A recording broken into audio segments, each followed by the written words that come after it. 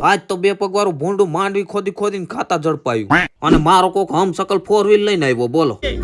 એટલે રાતના 12 વાગે ઉઠ્યો ને સવારના 7 વાગ્યામાં દાંતેડું લઈને ખેતર ભેગીનો થઈ ગયો. અને જો કોઈ આડા આવ્યા તો એને કાપી જ નાખું, પણ પેલા ખડ કાપવાનું હે.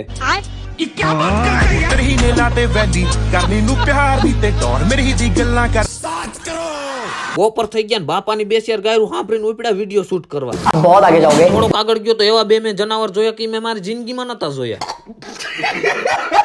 આ તો ઘરે મહેમાન આવી ગયા ને પોપાની ગાડી હમી કરવા જાપાન થી કારીગર આવ્યા. અને એની ઝડપની તો હું વાત કરું, ટાંકીના આતેડા બારા કાઢીને બિસ્લેરીની બોટલ ને ટાંકી કરી નાખી. એવું નથી, એના ભેગો જીંકો કારીગર હતો પણ એ તો હાથ અડાડવાના જ 1 લાખ રૂપિયો લે. અરે બાપ રે, ये तो धोती खोल रहा है. ઘરેથી પાછો આવ્યો તો જનાવર નાસ્તો લઈને બેઠા હતા, મોફતની મજામાં નાસ્તો જાપતો.